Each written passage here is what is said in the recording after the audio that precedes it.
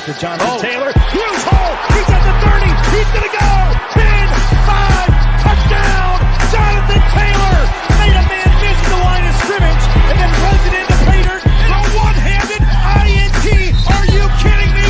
Kenny Moore. What a play by Nyheim Hines.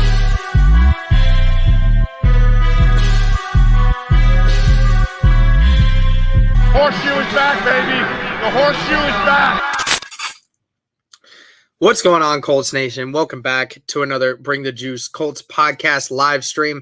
Thank you to everybody who is in here today. So if you saw the title of the video, and if you saw the original post on Twitter, you guys will actually be able to have a chance to come on here and talk with me about the Colts season so far. I see a couple people in here already. What's up, DJ? How you doing, man? Matt, what's up, dude? Mr. D, what's up, man? How you doing? Andre 3K, what's up, man? How you doing? So yeah, again, if you guys do end up wanting to come on to the stream, feel free to use the link here. I will actually put this in the description. Want to make sure, and then I want to make sure that it's also able to be used. There we go. Now I can use this. Now I can put it in the description. Now it's in there. And then if you guys want to join the stream to, basically talk with me, you guys don't have to use cameras. You guys can obviously just use mics if you want to. That's just completely up to you. But feel free to call in, guys. It's basically a call in, not really a call in. It's more of joining me directly here. But outside of that, it's pretty much the same. You guys can go ahead and join if you want to. Just follow the link, and you guys can bring in. Saw a mock draft today that had us taking Garrett Wilson. Oh, please. Please, Garrett Wilson, please. Oh, my gosh, I love Garrett Wilson, dude. He's so good. How you doing, Mr. D? I'm doing pretty good, man. I'm doing pretty good. Day after all the chaos and everything that's going on. You guys, how that is. I'm going to fix this banner.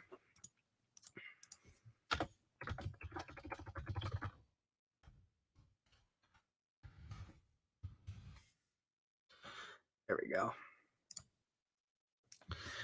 And obviously, again, I have to add anyone in here that does want to call in. But feel free to call in, guys.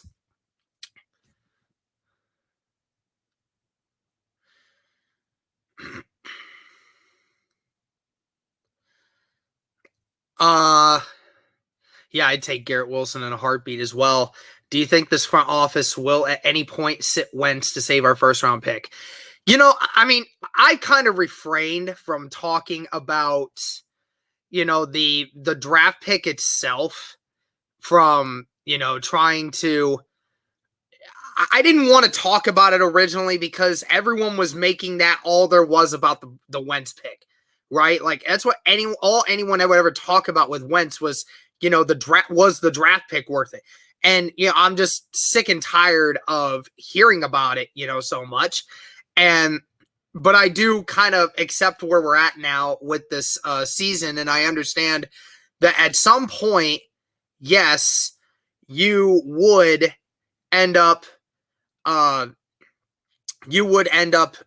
ahead and draft and probably sit him at some point later in this season. If indeed that is what ends up being the case, if we're losing more games than what we're winning, then yeah, at some point you'd have to sit it. I think that's just me though.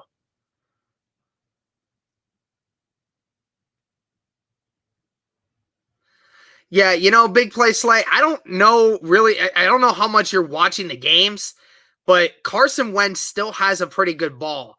I just don't. It's just the whole rest of the team that's failing him. Again, guys, if you want to join the stream, if you actually want to, come into this stream with me to talk the season so far, just follow the link. It's on the screen here at the bottom, or it's also in the description if you want to use that to try and get in. I can just add anyone into the stream at any time.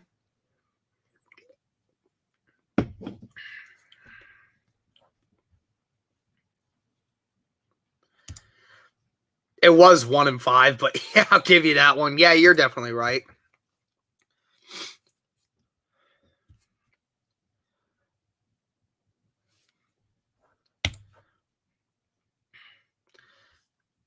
One aspect starts to get better or go well, another negative factor comes up. Like when our defense steps up, our offense gets stagnant, vice versa.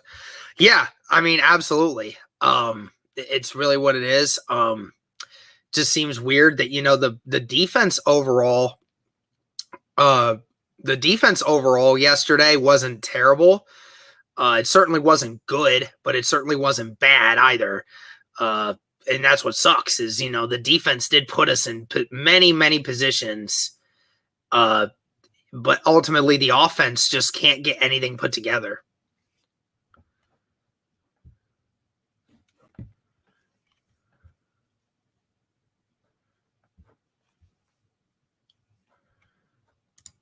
Run the ball.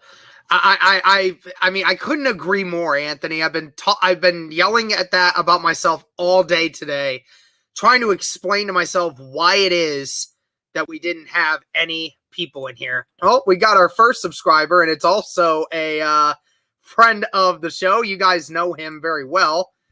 Matt, what's up? Oh, nothing. Just got the new camera today. Oh, yeah? Really what about, good. Where's lighting, man? I need some lighting. I got to adjust it still. It looked great earlier, and then for whatever reason, my lighting's screwing up. Yeah, I was gonna say. I mean, it looks good, even with a dark background. I mean, you can see your face very well, so that's good. Oh yeah, I was worried that it was just not gonna work. It was just gonna be a waste of money, and it was gonna be about the same as what the one I had prior is. I gotcha. Yeah, again, guys, for anyone that's in here just joining or anyone wants to do that, make sure you all call in. You guys have the option to do that. Just follow the stream link that's down here below. I'll actually post it in the chat right now.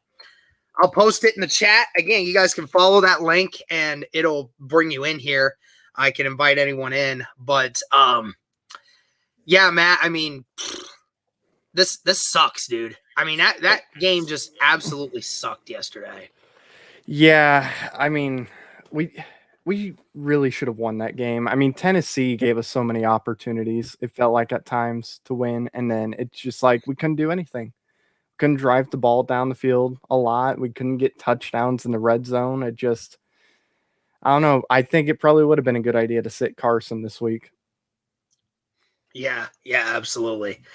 Oh man, well, if I see somebody in here, let me bring him in here. There we go. I'll call you in for backup if you're going to be in the stream for a little longer. I'll keep you in for backup. All right. I appreciate you, my guy. Yeah. All right.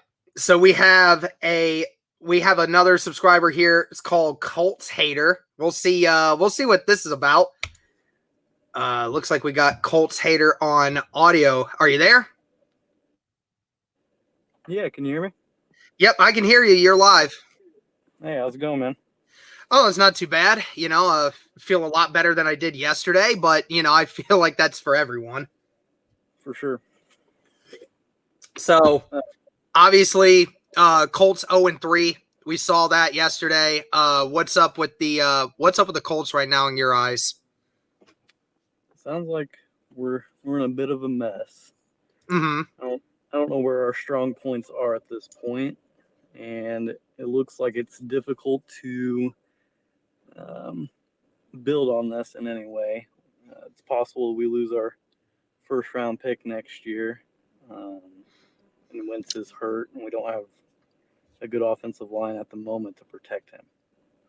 Yeah. It doesn't it seem very weird that, you know, all the strong points for this team this last year, you know, which was running the football, having a strong defensive line, and all of this stuff, you know, just now seems like we just aren't able to actually do that this year for some reason. For sure. Who do you think is there anybody on the hot seat because of this? Well, I mean, it wouldn't behoove me to think anyone on this roster or on this coaching staff is, you know, on the hot seat right now. I mean, I think, you know, when we've looked at it from a totality of everything, I mean, Eberflus obviously is not getting this defense ready and stacking up enough packages to, be able to do anything. And then on top of it, Reich is not, putting the offense in enough good schemes to be able to protect Wentz. I saw, what was your opinion yesterday on the Colts running the ball only 16 times yesterday between the two running backs? It just doesn't make sense. That it doesn't. That it definitely does not. It's as clear as that. It doesn't make sense. Obviously, we can't get hot in the red zone either. We can't score touchdowns. It just seems to me at some point we got to question Frank. I know we are internally, but we clearly aren't doing that as an organization with the extension. Yeah, I totally get that.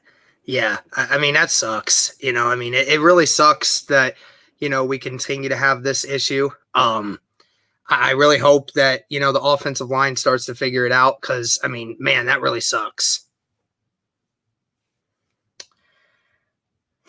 Yeah, man. So, obviously, let me see here. Yeah, making sure. Oh, hold on a second. I think I might have lost him in there. Hold on.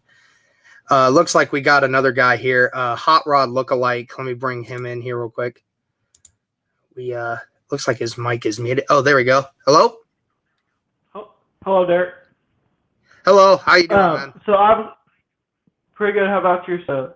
So do you think that if we lose to Jacoby next week, do you think it's pretty much all downhill from there? Worse than it already can be, I guess. Do I think it is? I don't actually believe so. Do I think it gets us one step closer to, having that happen? Yes, I absolutely agree. Even this last week, you saw what Jacoby Brissett was able to do. It's weird because, everyone might come into this week and think, Jacoby Brissett's leading this offense. This Miami team is going to, kind of stink.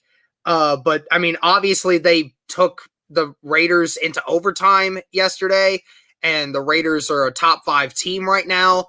So, this offense definitely can still be motivated even with Jacoby Brissett there. So do I believe that their season would be over? No, I don't believe so.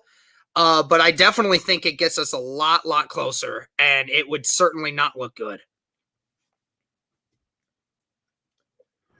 It definitely wouldn't be a good look for the Colts to lose to their own former backup they released. Yeah, absolutely. That would make it look really, really bad. Outside of that, Miami obviously is a really good team, but you talk about the accountability of this team, and we talk about, players being lost.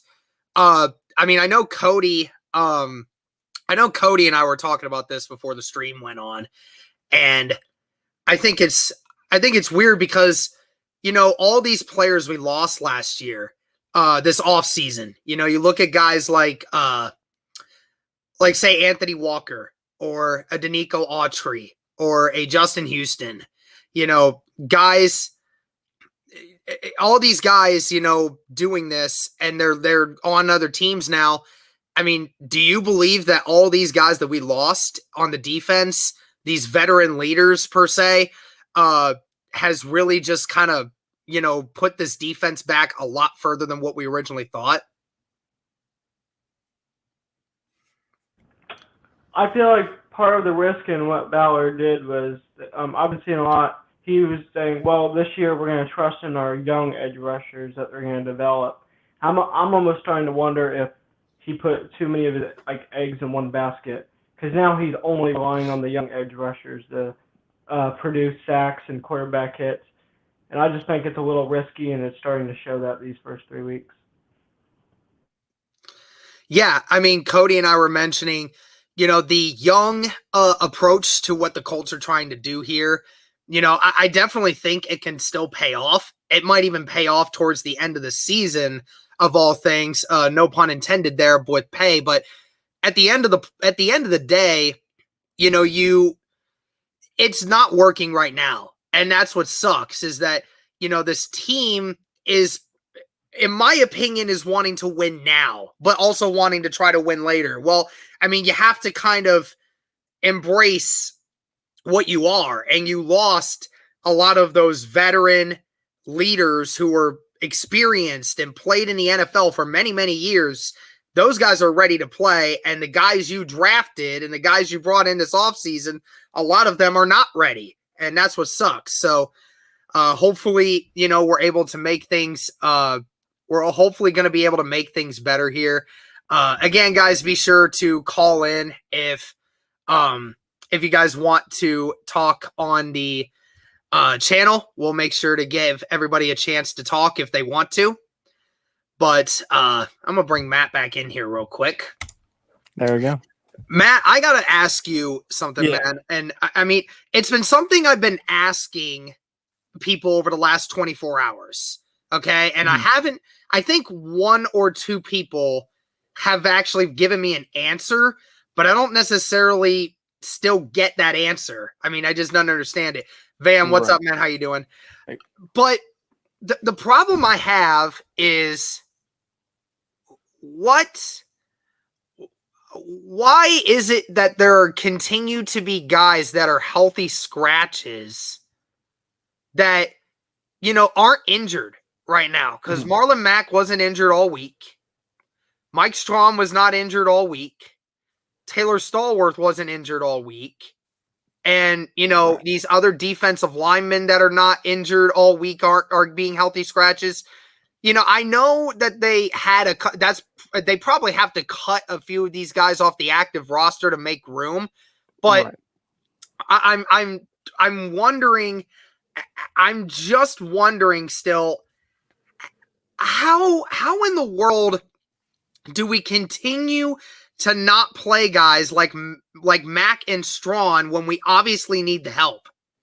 I don't know. I think with some of the guys that are inactive, I think they're healthy, but like you said, thank you. I do appreciate that. And I like that the camera actually brings out the color too. It does. Nicer blue. I like that. But anyway, I think with some of the guys, like you said, it's a healthy scratch. They're just there. They made the team, but they're not, going to play because you're not going to play every single person.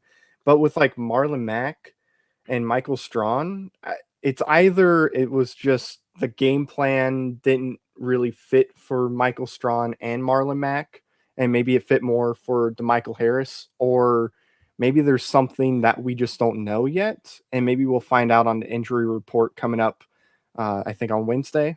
Maybe we'll find out then, but that's really my only guess. I don't know why else, they would inactivate them if they're not healthy. Andre, I see you in the waiting room. Sounds like you'll need to either get a camera or a mic put in order to be able to brought in. It says the devices aren't connected for you right now, so you'll have to add a mic or a cam before I can bring you in. So make sure you do that. But I mean, the issue I'm still having with it is, again, nobody's really given me an answer as to why. And even Reich was like, oh, well, they're healthy scratches. Well, why? I mean, you brought Marlon Mack back on a 1 year, $2.5 million contract. You're paying him $2.5 million, and he's had 5 carries through the first 3 games. Yeah. 5. And with Strawn, I mean, I don't know if you've seen I want to pull up the stat line here. I just kind of want to see the stats for the team so far this year. I want to see these receiving yards. Okay? I want to see these receiving yards. So I want you to understand here, 5 receivers have caught a pass for the Indianapolis Colts through the first 3 games. 5. Okay, so here's the thing I have. Pittman's had 17 receptions. Pascal's had 11. Okay, so those two have had 28 combined. Right.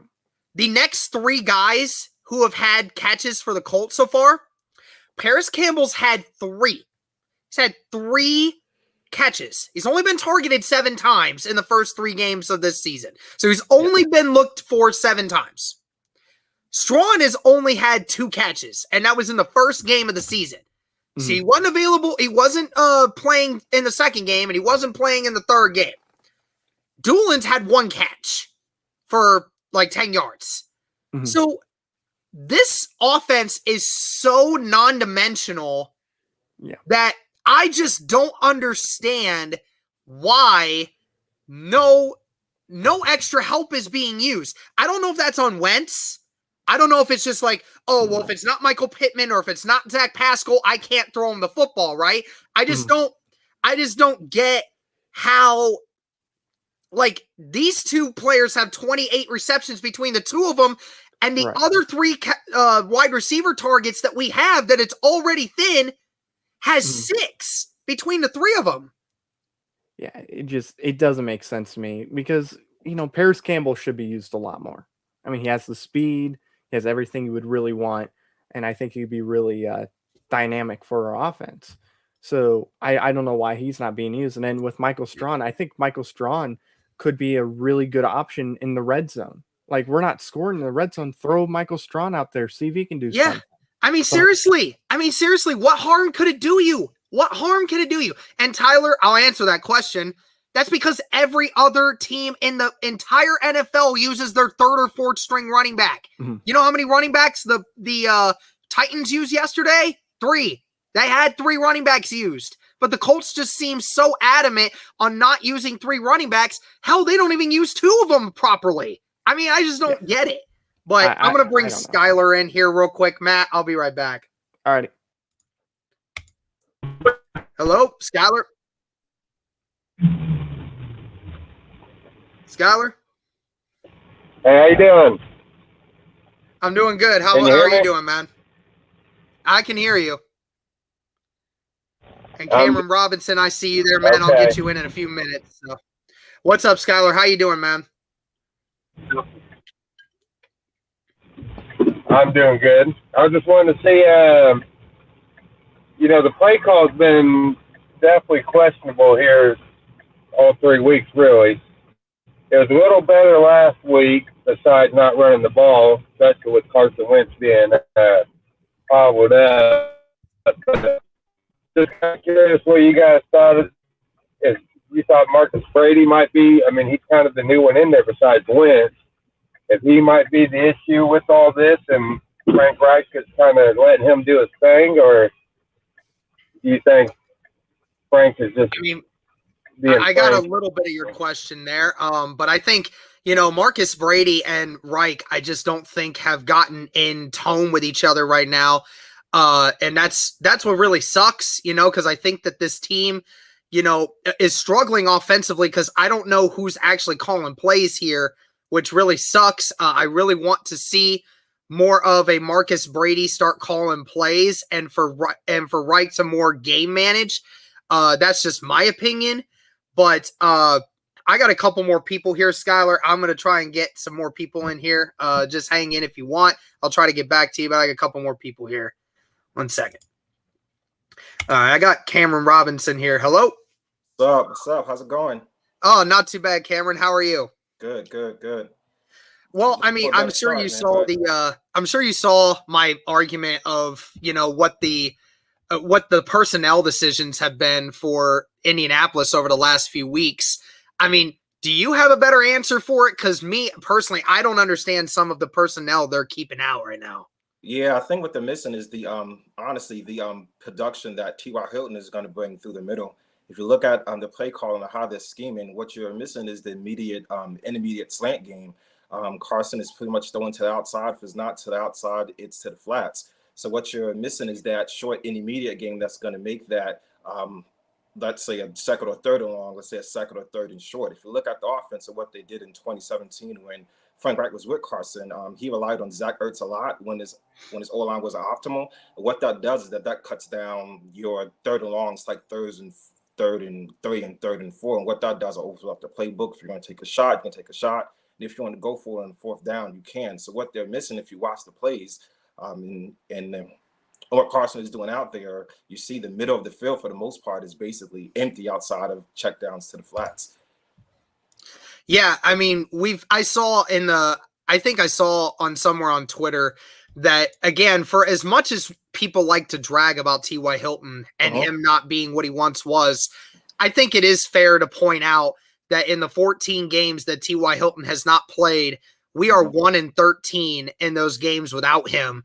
I think it's fair to say that even as old as he is, that this guy is still the main workhorse for this team in ways that people just don't appreciate.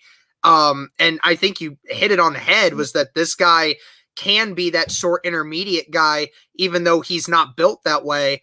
I mean, is that all that it is? I mean, yesterday, Mack didn't play, was a healthy scratch. Strom was a healthy scratch. You know, I'm having trouble comprehending it. I mean, I would understand it if the Colts were saying, okay, we're going to pass the rock to Jonathan Taylor and Nyheim Hines the whole way. I get that. Yeah. But at the same time, you're also not using those running backs at all. I mean, they had 16 carries between the two of them. So, you know, on top of some questionable personnel decisions, on top of not having usage the right way, I'm just confused on the offensive strategy at all yesterday. Yeah, I think they're trying to find an identity, and I think that a lot of that identity was lost with players not being available. So I think once you get everybody healthy and on the same page and moving towards the right direction, I think the offense will have more of an identity. I think it's hard to really plan when you have a mindset that you're going to go in with a certain amount of guys, and you have guys at key positions dropping out in and out of the lineup.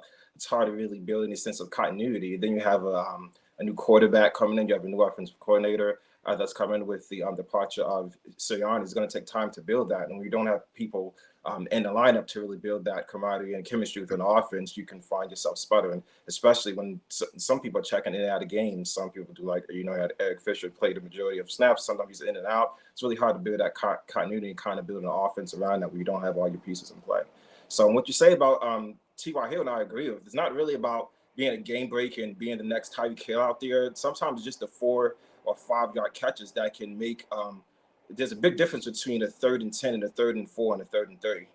So he really doesn't have to be the game breaker. I mean, those passes, when you don't have them, when you're staring at a second and long instead of like a second and short, I mean, your playbook shrinks dramatically. So yeah, I think the common misconception in this age of living with the highlight reels and everything, people assume to be productive, like you got to be 2 or 3 touchdowns, 175, 50 yards.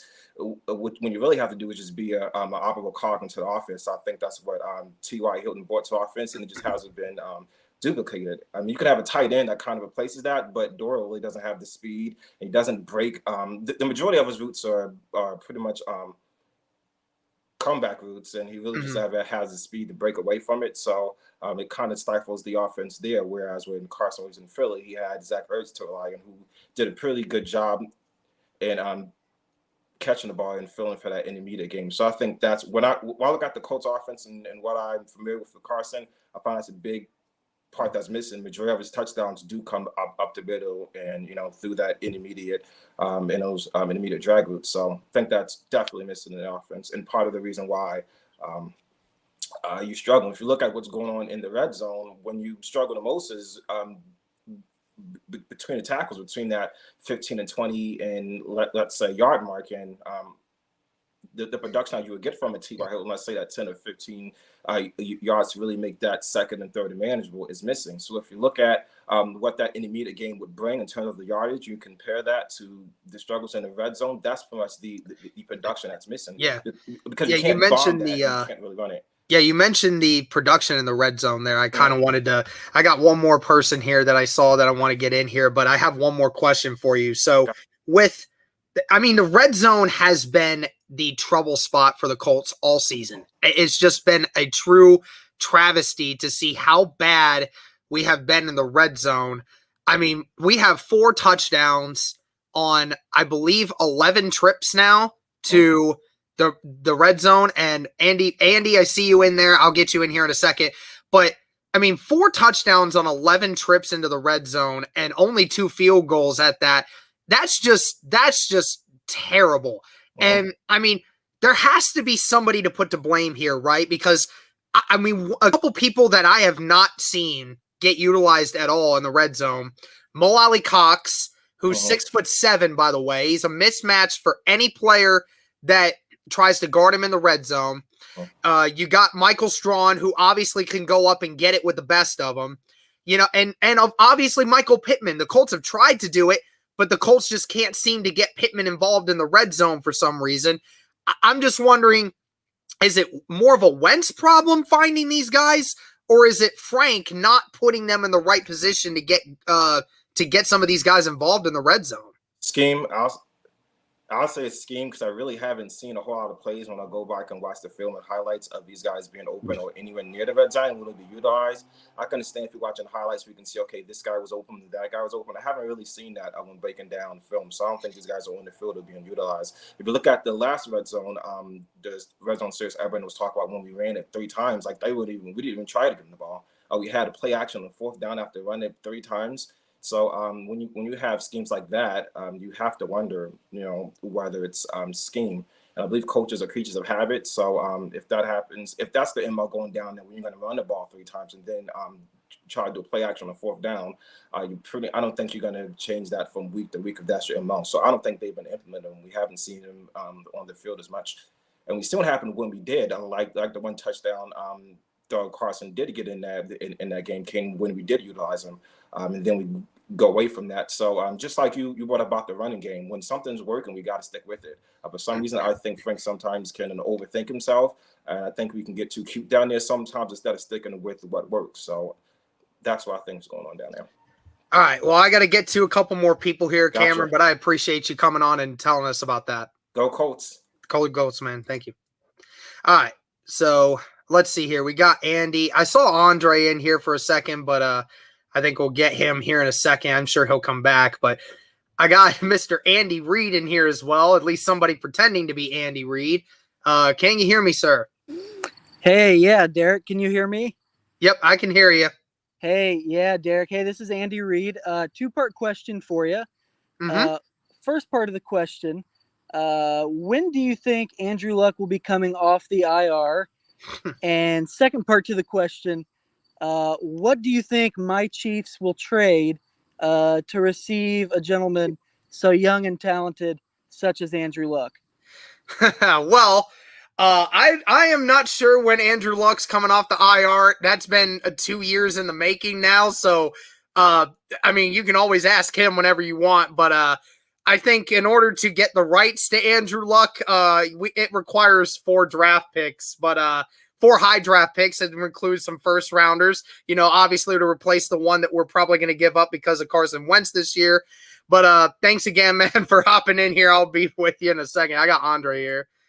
Thank you, Andy Reid. We'll see if the Chiefs ever get him, but I see Andre here. Let me get him in here. Hello? What's going on, Derek? Hey, Andre. How you doing, man? Man, trying to work to get on in here, man. I was trying to jump on your live real quick. Yeah, I feel that. I saw you coming in a couple times. Yeah. No, I just wanted to say I didn't want the coaching staff to kind of get a pass. I didn't want another Chuck Pagano situation where we don't give Frank Wright enough heat to light a fire underneath the team, because it seems like he's very nonchalant in his interviews whenever we see him talking. He doesn't know what's going on. He kind of gives bland answers.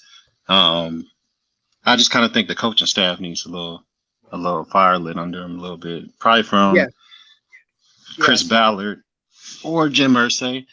But as far as the pass rush goes, too, I want to speak on that because I remember Jerry Hughes for a while was, not producing in our system as far as a pass rusher. And then he goes to Buffalo and he's this top pass rusher. So Kamoko Ture and all these guys, man, we need to give them a little bit of time to develop. Let the scheme, kind of let them learn the scheme a little bit, figure out what works for them. Let Robert Mathis keep working with them. They're going to pan out. I'm not really worried about the pass rush because these guys are still young. But the coaching staff, I mean, going into the season, I put in the chat earlier, we started 0-5 a few years ago. Really, it was 1-5, so I appreciate you correcting me on that. But it seemed like they got it together that year, and we went out and we won all the way out. And then we still made the playoffs. So the season isn't over. I just think these guys are panicking too much as Colts fans. So just give them a little time to figure it out. Offensively, we need to use Paris Campbell a lot more. I think that's an untapped weapon that we still haven't used yet. Yeah. Get him in space. get Naheem Hines in space, and then run the ball. If Carson Wentz was 70 to 80%, should we really have been playing him? Game plan around our backup, and then run the ball and get our weapons the ball and let them work. Our defense could hold them down. So I feel like that's the way we should have went at it. So Frank Reich, they got to work on that game plan. Yeah. I mean, I agree with most of what you said there. I mean, there's a lot of it there, but I would say this. I think that one thing Pagano did better than what Reich did was being a team motivator. I think that both of those guys were players coach. They obviously were beloved by their teammates because of the guys they were. But I think the thing was Pagano was more the fiery guy. I think he was terrible in his press conferences too. You're right. I think that, I mean, Frank Reich is the same way in his press conferences as he is on the field when it actually happens. Pagano, I think, it's two different personalities when he's talking to the media versus when he's talking to his guys. I think just ultimately Pagano just wasn't a great head coach, in many respects. But I just think that's the issue we had there with Frank Reich. Now, to your point on the pass rush, I understand where you're coming from. I think Cody and I talked about that too. We were saying that, in a year or two, maybe this pass rush gets really good after, Pay gets some more time, Dio coming back. I think it gets better then. Just the only thing that sucks is the fact that, we had some veteran guys on this defensive line, right? They weren't blow the top off the offensive line kind of defenders, but they were guys that could hold the edge really well on the run and to get an occasional sack every other game or so. And that would, spice things up a little bit. But obviously you let them all go. And then you say, well, we're going to draft young and we're going to let the young guys just do it and get that experience right away. Well, Kwity Paye hasn't done anything. Dio is obviously not there yet. And then on top of it, you have all this other stuff that was going on with all these different players. So, I'm not worried about it in the long term, but in the short term right now, I mean, my gosh, it looks worse than what it was last year. And I mean, Danico Autry last year was, a key guy at the beginning of the year last year to that pass rush. And now he's gone and playing for the opposition. And another point you said with Paris, I am so angry at the fact that the Colts cannot utilize this guy at all. And, I was talking about it before, just the offensive scheming of everything just doesn't seem to be putting the Colts in best position to succeed, because yesterday the Colts ran the ball 16 times between Jonathan Taylor and Naheem Hines and threw the ball with Wentz 37 times. Okay. And I talked with my buddy Lawrence. He obviously has the Colts Law podcast. He was talking about, I asked him, why did we only run 16 times? And he said, well, I think because the Titans were probably game planning for it. Frank Reich said that, they had some schemes in there that we hadn't seen before. And we were, audibling out of those things to be able to pass and get away from those looks. My issue was on the 16 carries that the Colts were getting were running the ball, they were averaging 5 yards a carry. And Derrick Henry was averaging 4 yards a carry yesterday. So the Colts were running more efficiently than the Titans were yesterday, but for some weird reason still went away with it. I might not be an offensive coordinator. I've never been in an NFL locker room, but shouldn't that be a job where you should be making adjustments mid-game to be able to fix that? Exactly. And then you get too cute. If that was the case where you were planning for the Titans to stop your run, you get too cute and you try to pass it and it doesn't work. It backfires on you. So I don't know. I still think we have a great team. We have great players. Frank Reich, I know, knows how to get these players involved, but it just seems he's lackadaisical right now. And I don't want, like I said, I brought up Chuck Pagano to say that maybe he's getting too complacent. He needs to light a fire under these guys, get them ready to go, beginning of the season, every game. and execute the game plan. Don't game plan your way out of a game and you end up losing. That was a game we should have ran all over the Titans. Yes. So going forward, I mean, I still have belief in this team. I'm not giving up on them. I know we're still a playoff caliber team. We have injuries like crazy. Quentin Nelson just went out. I mean, so we have to allow for these guys to get healthy. The only thing I have an issue with on that one is the next drive when the Colts had the offense out and Chris Reid went out there, they scored a touchdown. They went all the way down the field and they scored a touchdown. The offensive line yesterday did not get it significantly worse with Quentin Nelson off the field. That doesn't mean that Quentin Nelson's not a game changer, but yesterday the injuries weren't the problem for me. Like the first two games, I agree with you because Seattle was healthy, was completely healthy. No injuries across the board. The Los Angeles Rams, very little of anything, maybe one or two guys banged up a little bit, but they were nowhere near as unhealthy as we were. But in this game, I mean, they didn't have Bud Dupree. They didn't have one of their outside linebackers. They didn't have their best corner in Caleb Farley, their young guy. And they didn't have A.J. Brown for the rest of the game outside of the first drive. I couldn't imagine how bad the defense would have had to deal with it if A.J. Brown was out there for the whole rest of the game. You know, it's just like, I understand that, you know, we want to try to say injuries. I get that one. It was probably a lot more of a reason why we didn't win in the first 2 weeks.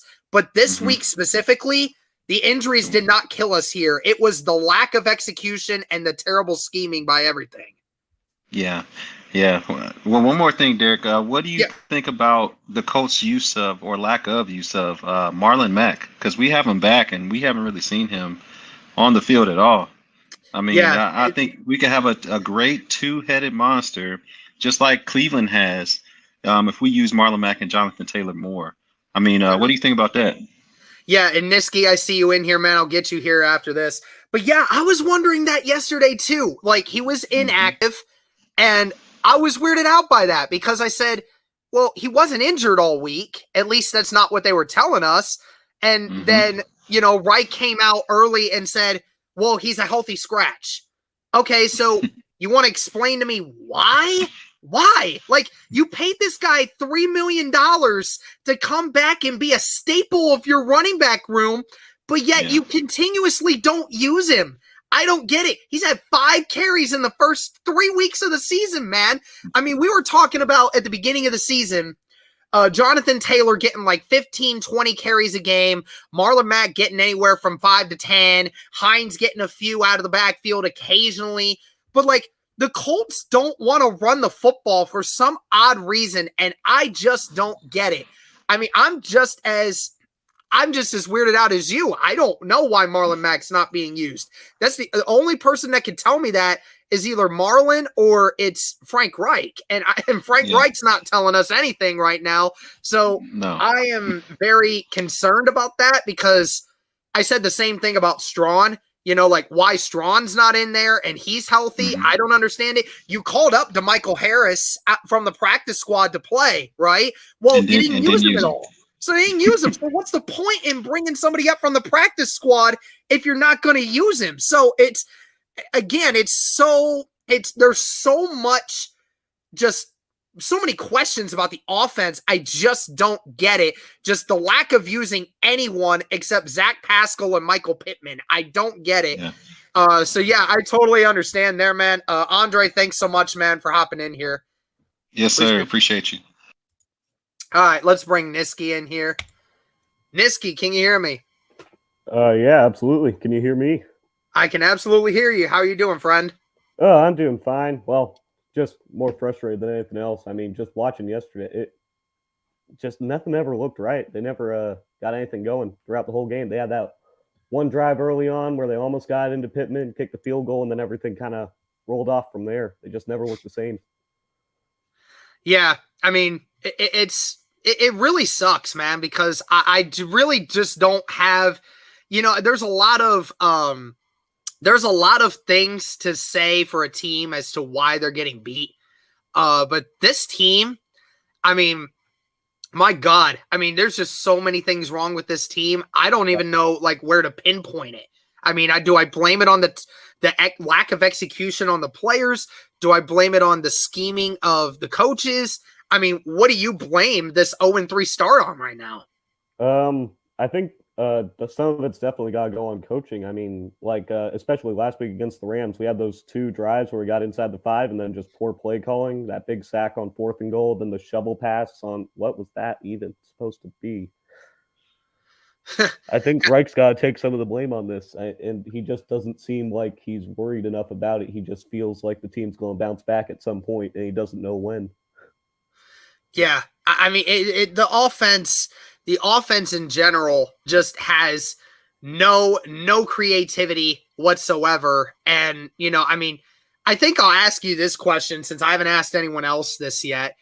Carson Wentz being out there yesterday with those 2 bad ankles. Yep. Obviously was in a, kind of a bad spot, but I agreed with Reich that having Wentz out there, even at 60%, was still a better chance for us to win this game than without him. Absolutely. But nevertheless, I still felt that the game planning for every single time that we do something here, I'm starting to see it and say that, Reich is not putting Wentz into position to succeed. And also Wentz is not taking advantage of the options that he's getting. I mean, who's more to blame here for the Colts' offensive struggles? Yeah, gosh, that's a damn tough question. Yeah, I don't know how much of it I can actually put on Wentz because if he's the one going out there, he's just doing what he's told. I think more of it's got to go on Reich. If he's not having the timing to hit these plays, then I think it's just got to go on Reich for not calling the right stuff and not game planning properly. Like, we're not utilizing the run whatsoever throughout these first 3 games. Yeah, absolutely. And also thank you to everyone that's in the stream right now, 115 of you. Be sure to like the stream, guys. If you can, please subscribe if you haven't. Want to see at least 75 likes here with 120 of you in here. So, I mean, I asked this earlier, and when we said, the Colts' offensive struggles in the red zone really just doesn't seem like there's an answer in sight for this team because, I mean, they just don't seem to want to utilize their best weapons in that area. Yeah. I mean, they just keep on going to Pittman, and he's good and all, but can't get the timing or the separation. You got to start looking other options. Just use Taylor every once in a while. You got this great offensive line and a great running game. You got to utilize it from time to time. And I mean, what about like Mo Alley Cox? I mean, like Cox hasn't really been utilized much at all in anything. I mean, hasn't been utilized in the red zone. And I'm sure that's part in due to, Wentz's fault not looking for him. But at the same time, also not, Frank Reich not scheming a play to where they say, hey, Carson, you know what you love to do? Just throw the ball up in the air and let your big guys come down with it. Well, yeah. Why not do that there? Yeah, I mean, Mo Alley Cox, is he bigger than Pittman? I think he is. Yeah, he's 6'7", man. He's 6'6", 6'7". Yeah, so I just don't know how you can say a 6'6" man, and that weighs 270 pounds and has a 10.5 inch to 11 foot vertical. I'm sorry, 10.5 inch to 11 foot vertical. You can, and with 10.5 inch hands, you can sit there and say, "Oh, you need to stay away from that guy in the red zone." Yeah, I don't know why they aren't using him. Doyle, I don't think he's getting enough looks inside of the 5. He's another big target that they could probably use on like a little out route or something. They just keep on going to these wide receivers and they're getting covered and it's just not open. And I don't know what to say about it.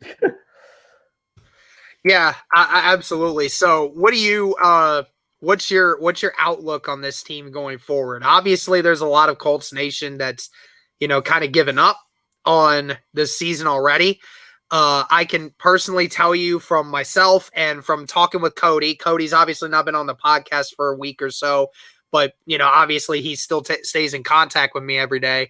And we talked about it. And obviously we're not giving up on this team yet. No way are we giving up on this team. But obviously 0-3 going forward, I mean, what do you think needs to happen here? Well, I think first thing that they need to do is definitely beat Miami next week. If they don't beat Miami, I think at that point the season's done. I don't care how the rest of the schedule looks. You just cannot start out 0-4 and still make the playoffs, in my opinion. I think And then somebody said it was like a 3.5% chance that a team at an 0-3 record gets into the playoffs. Yeah, ever. no, it's not looking good. But yeah, I mean, after that, they played 2 against the Texans and 2 against the Jags. So hopefully those 4 all be wins. Then they can pick up the other against Tennessee, maybe split with them. Then they play like the Jets in there and the Patriots. Those are a couple of winnable games. So I don't know, maybe Tennessee would need to struggle down the stretch too. The Colts are going to have to win like all their divisional games at this point. I mean, that's the only chance we got. Yeah, I don't see any way that they'd be able to get into the playoffs without going 5-0 in the division for the rest of the year. Yeah, I absolutely agree. Niski, thank you so much, man, for hopping on here. It's good to actually hear your voice after being in the stream for so long now. Yeah, glad that I could hop on. Yeah, absolutely, man. You take care. You too. Let me see if I can get Skyler in here. Let me see if he's still in here. Let me see. Skyler, are you still there? I don't think he is. I don't think he is. We'll see if he. Oh, heard something. No, I heard noises, but I'm not hearing him speak. Let's bring Matt back in here. No, I think he was on the road. I think he was waiting. like he was getting out of his car, man. I'll let him go for a little bit. He might have forgot that he was in the stream, and he's like, I gotta go. Yeah, I had a bunch of people on for like a half hour at that point, but yeah, man. I mean, I kind of throw it back off of the. I mean, I and the lack of tight end usage for these guys is absolutely insane too. I know that Wentz loves throwing it to his tight ends, but it seems like the only time that Reich is throwing something to where he wants to scheme around a tight end right now is with Granson or with Jack Doyle. Right. I mean, there doesn't seem to be a urgency for Mo Alley Cox or Granson at all in this offense. Yeah, I don't get why. Because when you use Mo and he gets the ball more than once or twice, he'll have a really good game. Like, I mean, when they used him last year, he had 100 yards or more in both the games. So they just got to find a way to use him. And for whatever reason, they're not. I don't know if it's just because of the play design or, maybe there's something with him where he's not really having the best start of the season. But yeah, they need to try to get him involved more. Yeah, it looks like I got one more person in here. Give me 1 second here, Matt. It looks like we got Zachary Holton in here. Zach, can you hear me? Yes, sir. How's it going, sir? Pretty good, man. How you doing? About as good as you can be being a Colts fan right now. So I'm sure everybody who's a Colts fan here feels the struggle. Hey, man, I just wanted to ask you, I was listening for a few minutes. I don't know if you guys have addressed it earlier or not, but you guys say you and Cody say you're not out on the season yet. At what point do you think we need to go in protection mode for that first round pick so we don't lose that first round pick to the Eagles? Well, I think from what I heard is that Wentz will need to miss 5 games for the Colts to retain that first round draft pick. So what I would suggest is, obviously, there's still time to figure out what you want to do here. But, if this team still is like at a 500 or below record going into the last stretch of the season, say going into week 11 or 12 and you're like 5-6 or, or like 6-5 or whatever, and you're barely hanging on. I think that the Colts are going to go into the management of deciding we just need to retain Wentz for this time being, especially if you still think he's going to be your starter going forward. Then you need to look ahead and try to understand that, okay, we retain our first round draft pick that way. and then we won't have to worry so much about it, because obviously we would lose the first one if he plays more than that. But I don't know, man. I that's what scares me, is that the Colts aren't going to go into that kind of mode, that they're just going to say, this season we're going to go through it all the way, and we're not going to stop even if we're losing. And they're going to say, well, we're just going to let Wentz play anyway. I mean, I saw a couple people saying that if that's the case, somebody does need to be fired, because that's a serious mismanagement of resources. Absolutely, I agree. Mainly because I feel like Ballard has preached the last few years, since, you know, we've gone through what we did with Andrew Luck, like the importance of having a backup quarterback, a good, serviceable backup quarterback. And it just seems like a complete oversight that happened this year, to where like we had to roll the dice with Easton, knowing that we have an injury-prone quarterback in Carson Wentz. And so the worst case scenario happened, and now, you know, we had to throw, you know, Carson Wentz out there when he's not 100%, missed training camp and missed that quality time that you're supposed to get, you know, when you join a new team. So then for them to just go all in and be like, no, we need to keep Carson Wentz, which we've seen Frank Reich do, you know, with Adam Vinatieri's scenario. Like, he just always wants to go in on his players, and which is good. But at the same time, I feel like we've just gotten set up for failure when this is year, 4 with Chris Ballard, to where like we're supposed to be seeing the products, you know, the fruits of his labor, where all the roster management we should be seeing better results from this, is I guess what I'm saying, the depth and all of that. Yeah, absolutely. Hey, RB, what's up, man? How you doing? Hey, I hope your Eagles lose tonight. I'm just kidding. I'm just kidding. I hope they beat the Cowboys. I seriously do. I'll be tuning into your stream. Hey, anyone that is in here, y'all want to watch a Philly Eagles live play-by-play, be sure to check out RB's channel. He does a great job over there. Great Philly content creator.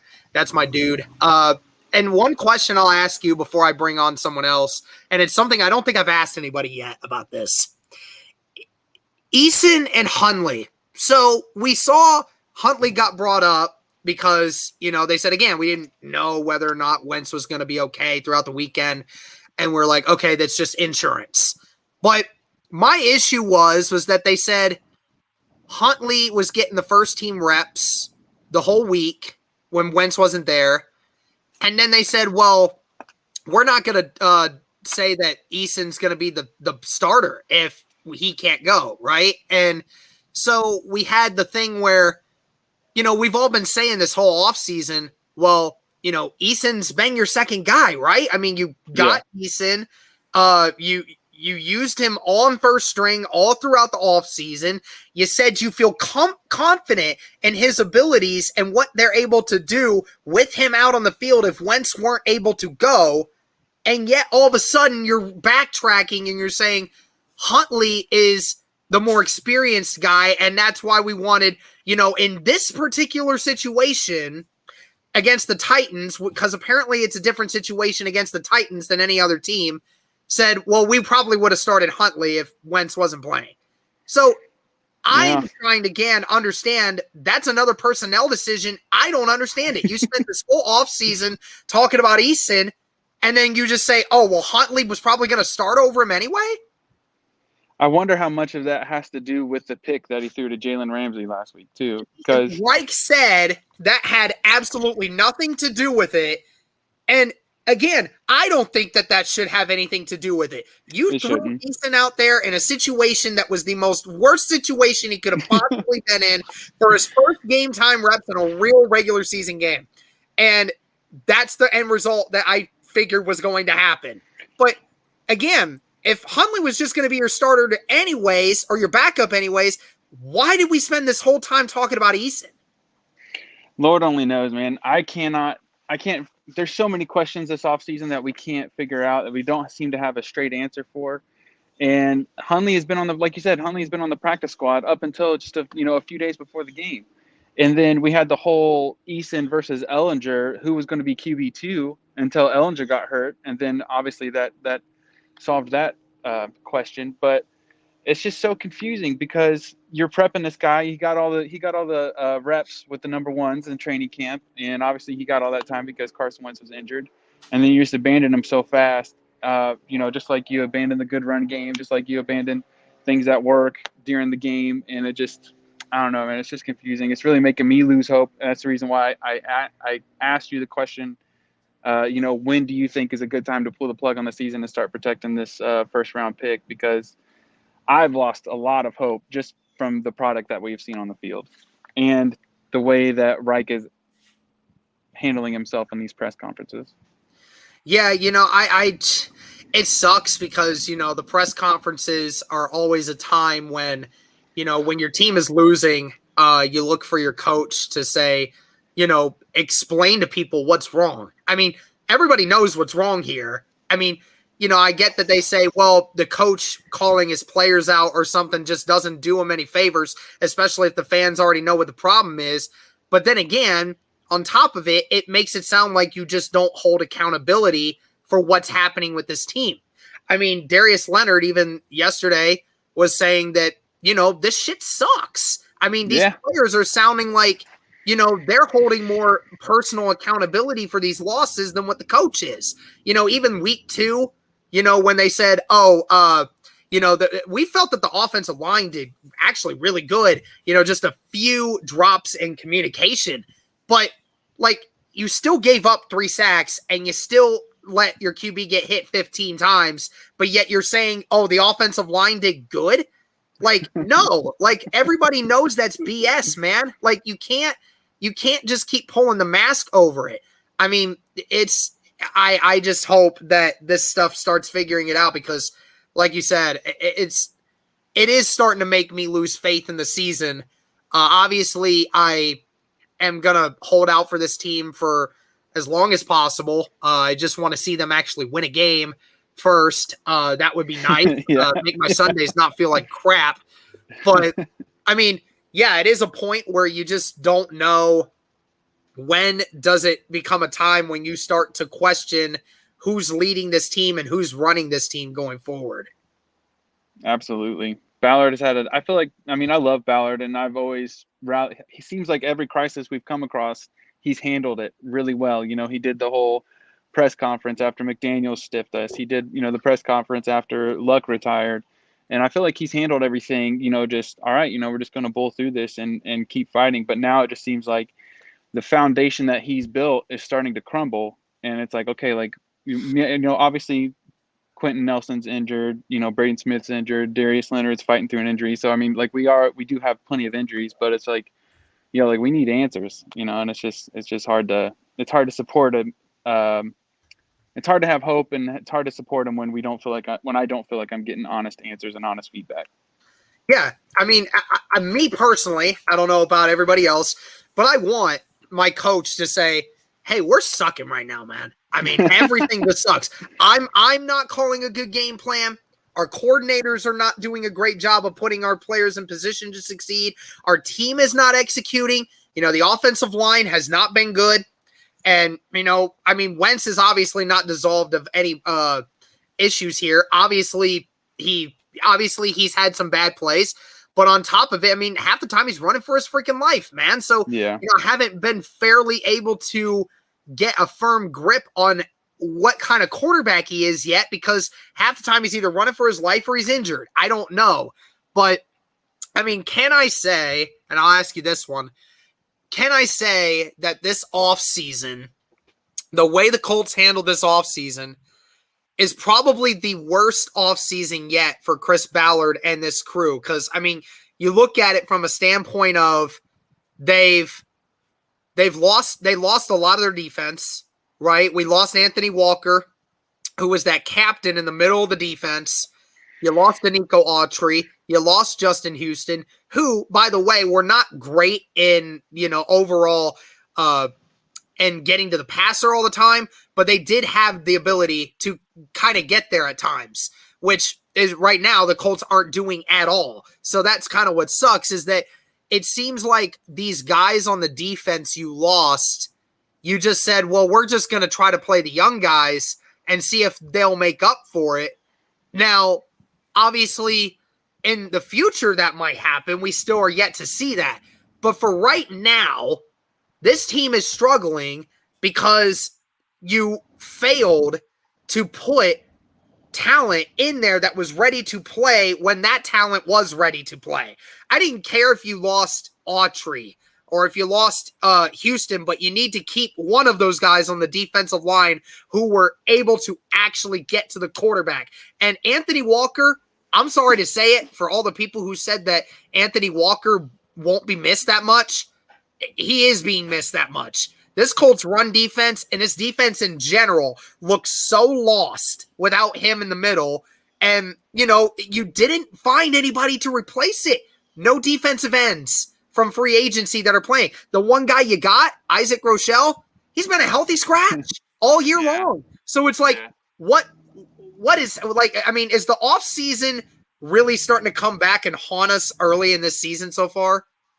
I think it is. And it was an offseason that really I felt like we had a lot of hope. Like we had the Bills game where, just a handful of plays and we could have come out winners in that game. And we kind of fed off of that. And obviously, we lost Costanzo, lost Rivers.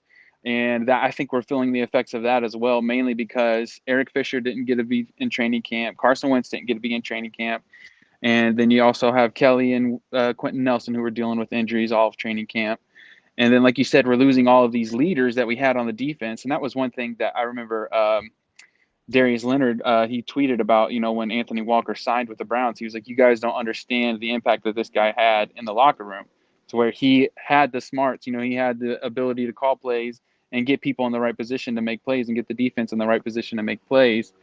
And then also, with our cornerbacks, Xavier Rhodes, he's having a hard time, coming back from that calf injury that he's struggling with.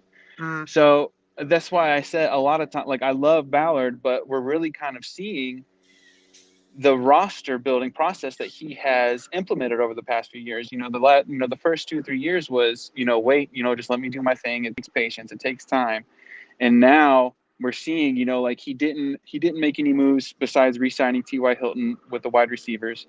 He let Danico Autry go, and it was almost like the Danico Autry contract that he got from the Titans was a similar offer that the Colts put forward. It was just the numbers were a little different in the years. Like he might have gotten more up front as opposed to because the Colts didn't later. reach out to him right away. Yeah. It was only after that he got offered a job with Tennessee, then the Colts came back with an offer. They never talked with him all offseason about it. Yeah. Ballard was just going to let him walk because he thought that he was going to get paid more than what he was. And then when he realized it wasn't that much, then he tried to get him. But ultimately, ultimately Ballard waited too long and didn't make it set and straight for what they had planned for Danico. He just thought they abandoned him. Yeah. So I guess the point that I'm getting at is I'm wondering if this offseason is kind of self-inflicted because of Ballard's roster building process. And we've trusted in Ballard, and I trust in Ballard, like he's been awesome up to this season. And I know a lot of it's to deal with injuries and all that, but I kind of feel like we've almost put ourselves in this situation with the way that the roster moves have been handled. Yeah, I mean, I don't mind the players we have drafted in the draft. I just felt that with getting one of those edge rushers off in the offseason, I felt that would have been so huge for this pass rush. I mean, again, I didn't mind Kwity Paye being drafted in the first round. I didn't mind Dio Dangbo because we still haven't seen him. My issue was that if you were going to get a bunch of young guys to be brought in like this, then you needed to have a veteran come in, somebody who was going to be able to replace the lack of production that you may experience from these young guys not playing in the NFL yet. Kwity Paye has done absolutely nothing for the Colts to start this year out. He has been okay in the run defense, but can't get pressure on anybody right now. And Al-Quadin Muhammad, who we said might potentially be a roster cut towards the end of the year, who just got that 1-year deal, he's been our best defensive end, and it's not even been close. Not even been close. So, I mean, again, it's rough because this offseason has not done anything to help the Colts. It has just done nothing but bring them down. Yeah, it's been rough, man. And I really feel like it's only come to a realization of how rough it's been. I mean, obviously there was like new headlines of people getting injured almost every week, during the off season, but I think I still maintained a lot of hope coming into this season. Like, no, we're going to put it together. And then, it's just another slow start to the season that we've had almost every year under Frank Reich. And I give him credit because he's had to deal with a different quarterback every year. But it just feels like it's the story, same story every year, like 0-1, 1-1, 1-2, and I know you guys have mentioned the 1-5 season in 2018 where we came back, but this just doesn't feel like that year because obviously we had Andrew Luck back then, and that guy can carry a team on his shoulders, and I just don't feel like Carson Wentz is that guy. Carson Wentz has come in and we have a good team, we want you to come in and be okay, we don't need you to be Andrew Luck. Right. So I don't feel like we have an answer to get out of this hole that we've dug ourselves in.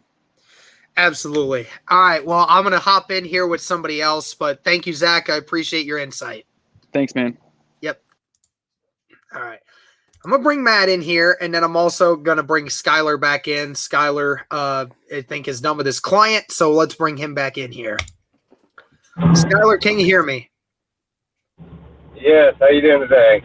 Doing good. Doing good. Hopefully you're good now. I know you said you were busy there.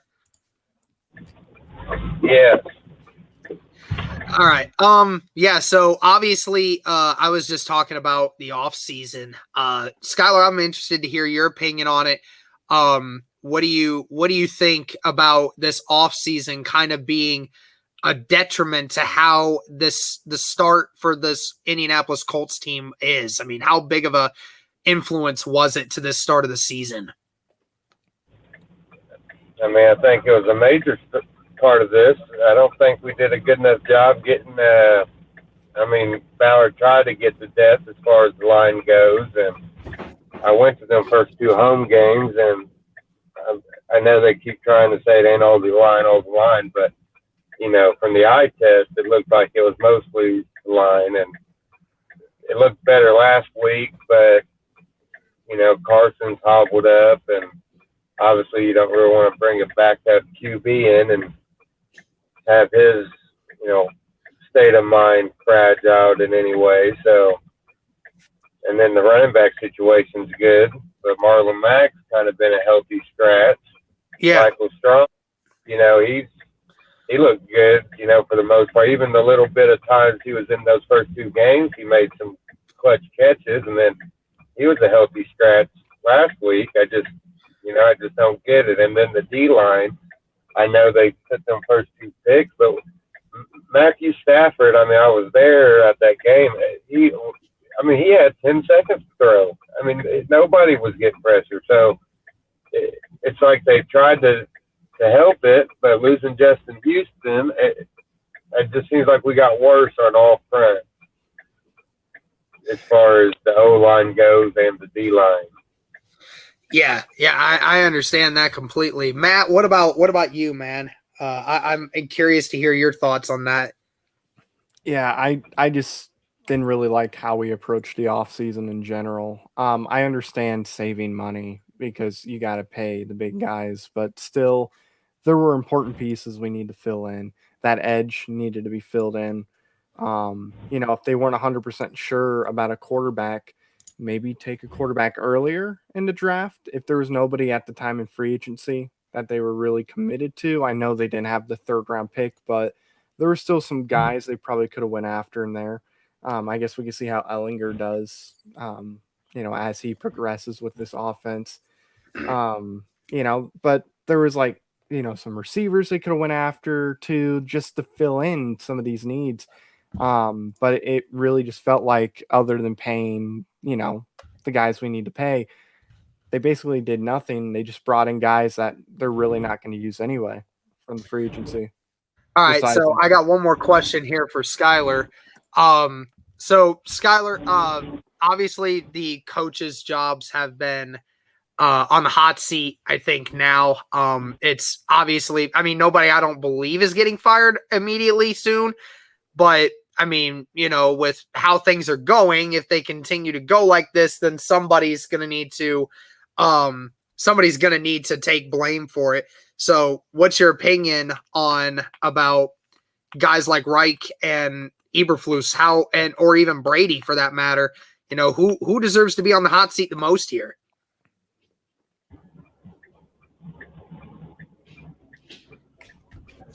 I think I still have it. I think he's turning. Okay. Yeah, I think he's. Here we go. Now, you have to ask. Darn it, losing his mic.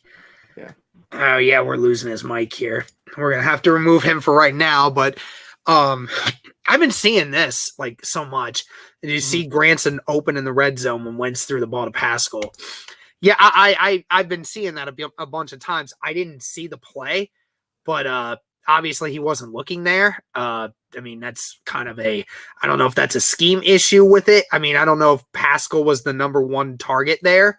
And things like that, because Pascal was open at the top of the route, but things weren't good. But looks like Cody wants to call in here. Let me just bring him in here real quick. Cody, my man, what's up, dude? Hey, can you hear me? Yep, I can hear you just fine. What's going on? I know I've been kind of in the back behind the scenes a little bit, so Yeah. I had a few minutes here on my day off. I was like, hey, might as well just pop in real fast and say hi. Lucky you. I wish I could have had a day off to enjoy this beautiful day. Yeah, well, I've actually been watching. I know Matt will appreciate this. Been watching Star Trek all day. Been watching all the movies, man. Hey, Yeah. I mean, whatever tickles your fancy, man. Hey, don't go dissing Star Trek now. I grew up with that. I never watched Star Trek, so. I'm a Star Wars guy. Oh, really? man. You can see all like the camera isn't like showing the entire room. You can see like all right here and just back there. There's a bunch of Star Wars stuff. It's like I collect these like pops or whatever. I have like 100 of them just chilling up there. Yep. Yeah. I mean, Yeah, I like go- them both. So Go ahead and I figured. what you wanted to talk about, man. I got Dylan on here. We'll get him in here in a second. But what do you got to say about this so far, man? Well, no, I was thinking, I've been kind of tuning in a little bit in and out when you've had people on. I just thought maybe we could talk about a little bit what we talked about over text today and yesterday a little bit. I didn't know if there was a place you wanted to start with that, Derek. Yeah, I was gonna say, I know we've been, I kind of hit on a lot of it early in regards to, the personnel decisions and some of the bad decisions that have been made in regards to, what the coaches have been going through. I mean, it still continues to amaze me, some of the things that, and I've been asking some people as well, in regards to the Wentz stuff and whether or not, I know Zach was on here just about 20 minutes ago and said, hey, do you need to consider, sitting him at some point if this season doesn't start turning around at some point or another? I mean, do you agree with that one? I mean, personally, if I'm the one making those decisions, if you're like out of the playoff race at that point, like, why wouldn't you? Because like you're going to get a high pick, at that point. I think, to really determine like if we keep losing, if we're not good, I think you mentioned, 3/4 away through the season, if you're not good and you need Wentz to miss, I believe it's 75% he has to play at least for the Eagles to get that first round pick. So, but yeah, like even if he's not, fully healthy and he wants to play, I think it might, I don't know, like, is it worth, giving away a high round pick as opposed to a high second round pick? I think it is personally, because like that would just be silly, I think. And I think you said kind of a waste of resources almost. Like, what are we trying to accomplish at that point, I guess, is my question, if we do that. Right. Absolutely. So I'm going to bring Dylan in here as well. Cody, you're more than welcome to. Hey, man, give me 1 second. I'm having a bit of trouble with my audio. Yeah, all good. Good. Yeah. All good. Sorry, Matt, as well. I know I cut you out there. I'm sorry. I just wanted to get Dylan in here so he didn't feel like I was ignoring him. I'm trying to get as many people in here. I'm honestly surprised at how many people wanted to continue to get in here, but I think he accidentally exited himself out. This is awesome. This is awesome to see this. I think we might need to start doing this more often, man. I think this might be something that we start doing every couple weeks. I'm obviously we're not doing like, the call-in stuff that RB and some of them do, but I feel like, being able to, allow a few people to come in and talk about this stuff is good. Let me get Dylan in here. Looks like he's back. Hello. Hey, what's up, man? How's it going, Dylan? It's going as good as it can be on a losing Monday. Ugh. Tell me about it. Yeah. So obviously, I'm glad you saw the message. I saw your I saw the notification on my phone. I'm like, oh crap, okay, I got to figure that out. But so Colts 0-3, worst start for the Colts in 10 years. We're going all the way back to the year that Curtis Painter started for us. And that's a sad reality given, how much more talented this team is versus what that team was. Dylan, what's your take on this so far?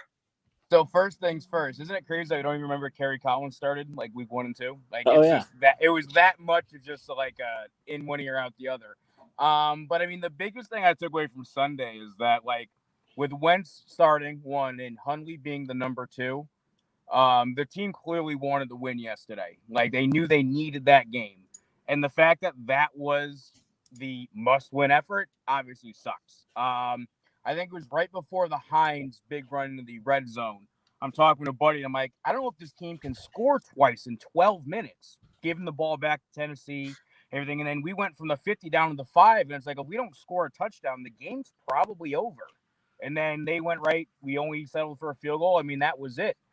This team, when they've moved the ball, it's been 10, 15 play drives, 7, 8, 9, 10 minutes with no touchdowns. I mean, that's ultimately the frustrating part. I mean, sitting here on a Monday, it's like, I think Wentz can be the guy.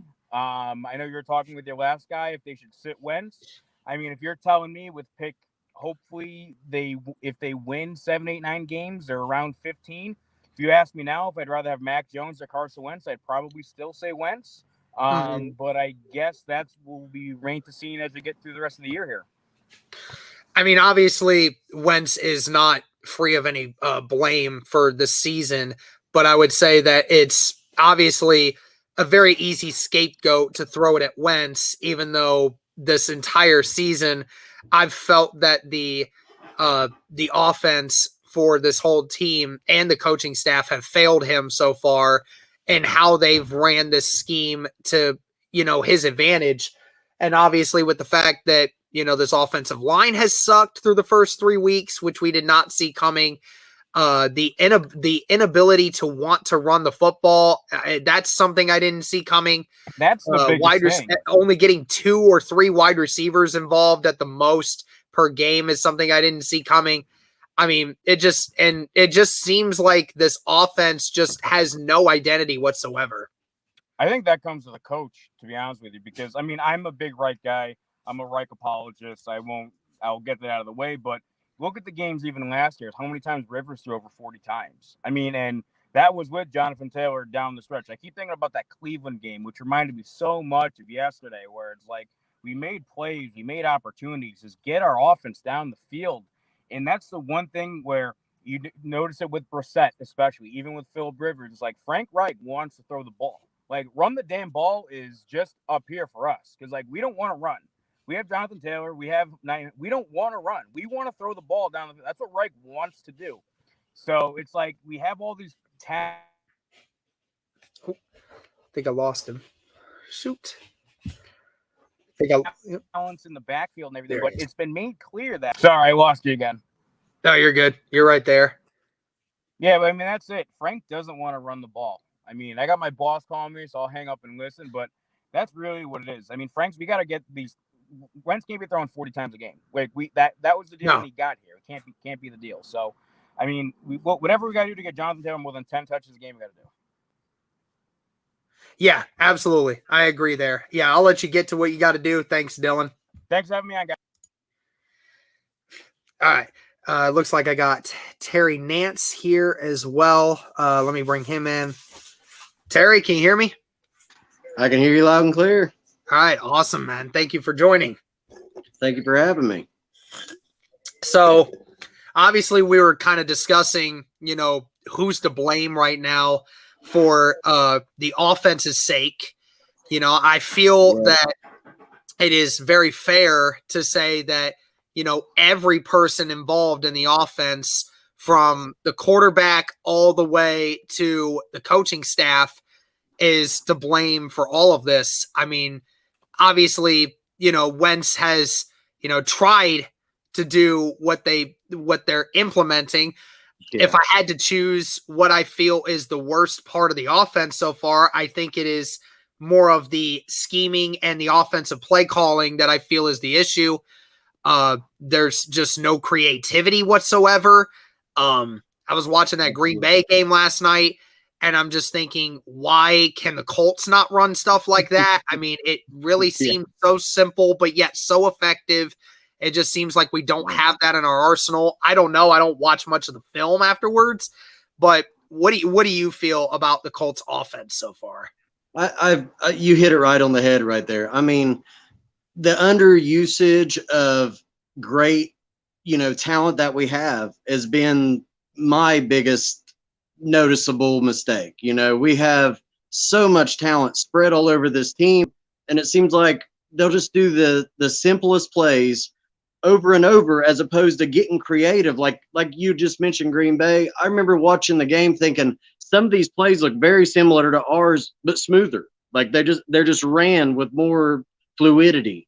And, I think, it comes down to every bit of, I think it's the coaching. I think the O-line, it's just uninspired football is what it looks like to me. It looks like they're not even trying. It's like at some points, of course they're trying, and I mean, of course they're athletes that want to succeed, but it seems like on every other play, someone's taking the play off at the wrong time in situational football when we need them to step up, when they got to do what they're paid squillions of dollars to do. They're just like, I'll just whatever. Like, I don't know.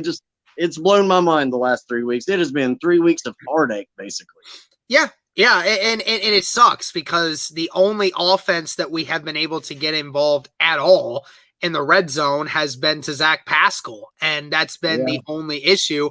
And who in the hell would have thought that all 3 red zone touchdowns that the Colts have, outside of the 1 rushing touchdown, have all been to Zach Pascal? I haven't seen it, but I mean, we look at it. I mean, nobody's getting involved. Paris Campbell's never utilized. I mean, I know he's been injured a few times, but he's never utilized when he's on the field. Yeah. They can't throw the ball to Hines, apparently, in the red zone. They don't throw it to Mo Alley Cox in the red zone. They try to get it to Pittman on the outside of the red zone for a touchdown, but occasionally it's just the ball just doesn't quite get there. But for some reason, a 6'4" wide receiver who can go up and get it never gets a corner route and just says, okay, let's try to dominate this 5'11" corner that you got 5 inches on and have a 7 or 8 inch longer wingspan on this guy and say, I'm going to just let you go up and get it. Go up and get it. But no, they don't have that. They try to get so cute with the offense, and it's just, again, everyone's going to think I'm being a homer for Carson Wentz here, but I mean, it's like, dude, can we not just run plays that make you think that you have 3 guys that are 6'4" or taller, and yet you seem to never want to target them in the red zone ever? 100% right. I feel exactly the same way. I think you mentioned a little bit ago, I was listening on my way home from work, Kylan Granson was wide open. It wasn't just today. It's been on, I've noticed it because I really always keep a special eye on the rookies. Like I've been watching Kwity Paye do nothing basically, but and Strawn, I mean, I don't know what his injury is right now, why he wasn't out there Sunday, but we need him back as soon as possible because he is such a mismatch for so many people. And Granson, I mean, he's just, I mean, he's a star waiting to happen. It's like I don't know if Carson's not seeing him. I know it's kind of what you was thinking earlier. I mean, maybe he just, hasn't really, where he ain't practicing, he ain't developing the chemistry he needs to connect with these guys on what we would think is simplistic routes,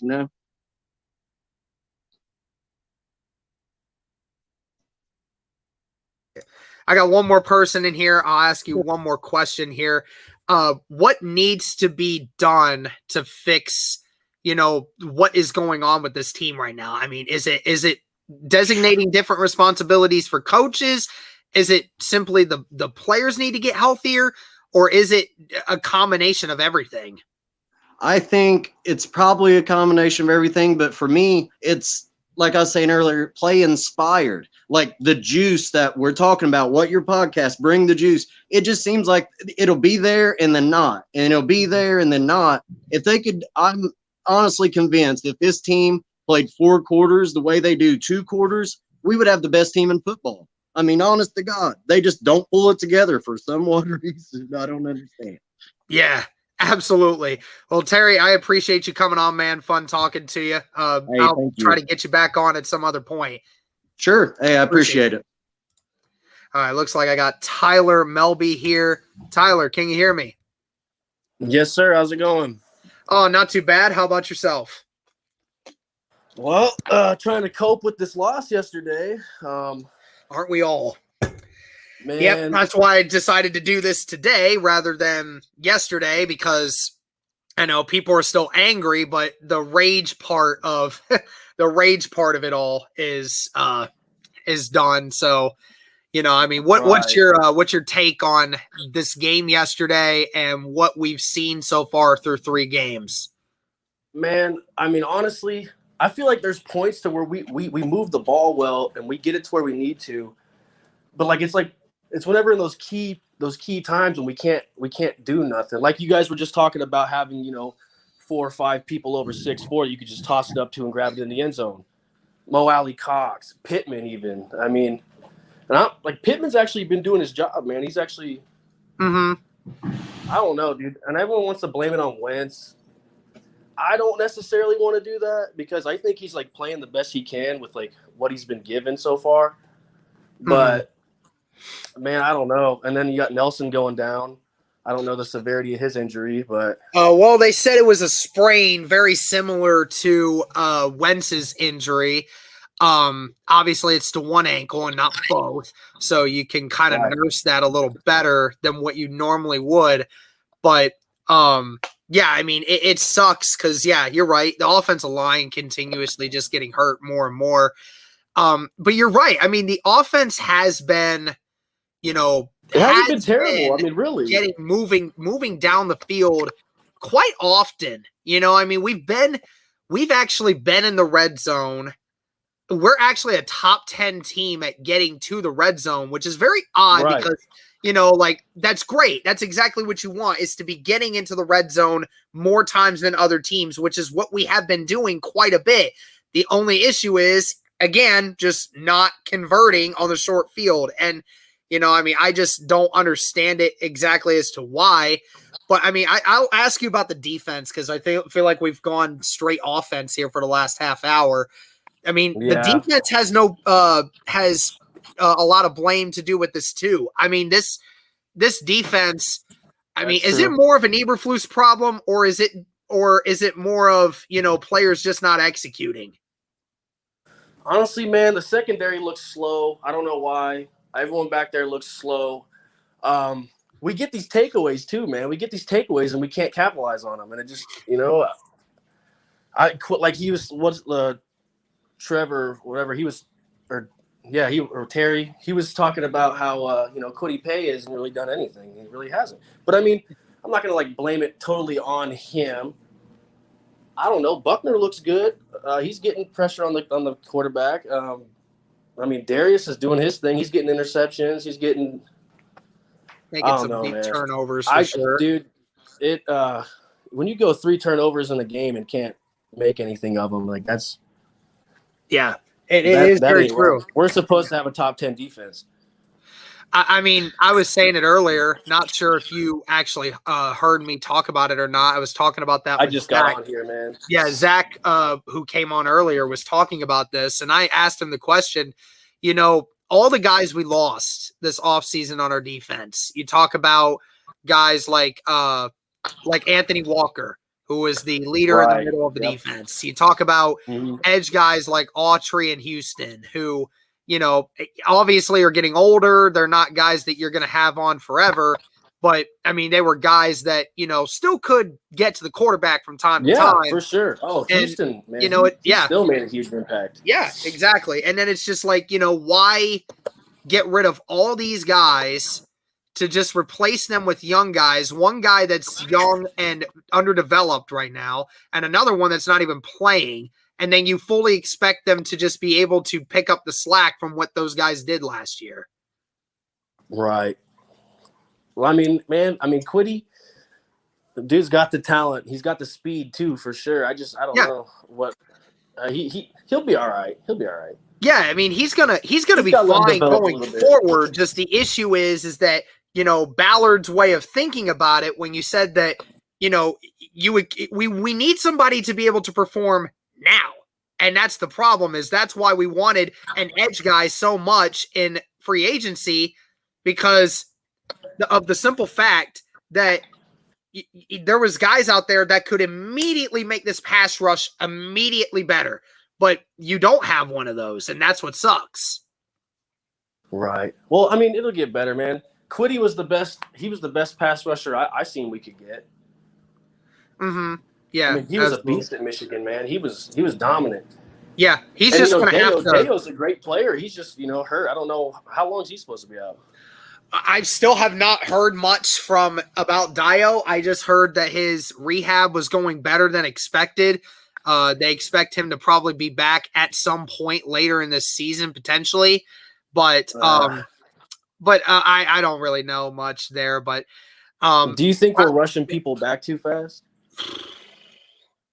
Like, your honest opinion? I don't know, man. I'm a Colts fan, so I'm like, whatever we do, I always agree with. But it's like, No,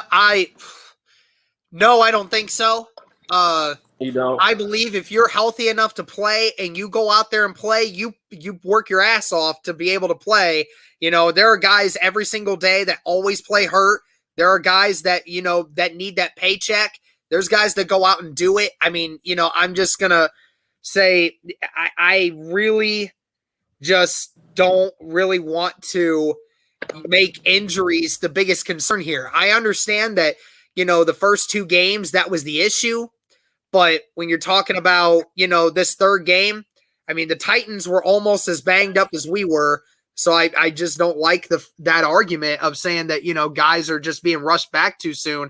I mean, in regards to the Wentz situation, maybe we had a point there, but for everyone else, I mean, this team's got to start stepping up. We should be able to win games, like, regardless. And don't get me wrong, we played 3 really good teams, man, but hold on, I got some people here. I'm gonna yeah, I was just about to hop off here. I was about to get somebody else in here, but Tyler, I appreciate you hopping in, man. Oh yeah, man. We'll see you. Thank you. Thank you. Let me get Terry back in here. Terry. Hey, he's back. All right. So I'll ask you, since I haven't asked anybody this for in a while. I've been seeing people trying to pass the blame on who is more to blame for this team's struggles right now. Eberflus, obviously the defense has not looked ready at all. Obviously Coach Reich, not having any kind of creativity to this offense whatsoever, doesn't seem to have a lot of accountability for what's going on currently. And, not really throwing a lot of shade at Marcus Brady, but obviously him and Reich have not correlated at all with what's going on here. Who's most to blame here for what's going on right now? I mean, I think it starts at the top to the bottom. I mean, I really do. Eberflus, this year I feel like a lot of his scheme is a lot of the problem, like playing soft zone, when it should be up in their face, Marcus Brady, I get his past and all the past success he's had, but I feel like we was a lot more exciting when what's his face went to the Eagles head coach Sirianni. Sorry about that brain part. Sirianni, he just, I don't know.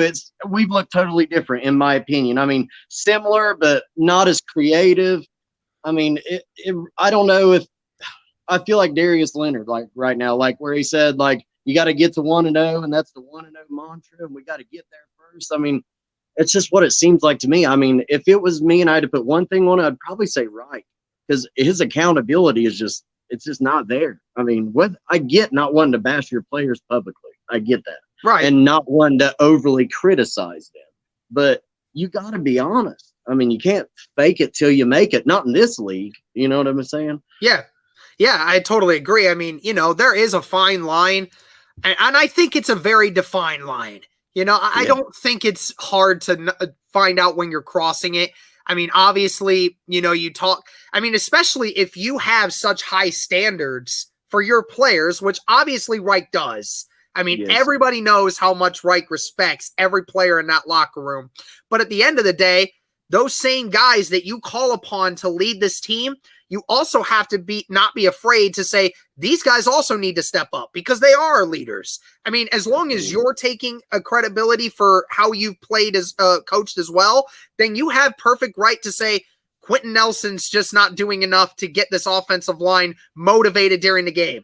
Darius Leonard, while he may not be 100%, isn't making all the tackles that we want. Kari Willis and Julian Blackman, they're young, they're getting better, but they still have not done very well. Carson Wentz, he has missed some throws, man. We got to make those throws. That's what makes or wins the game.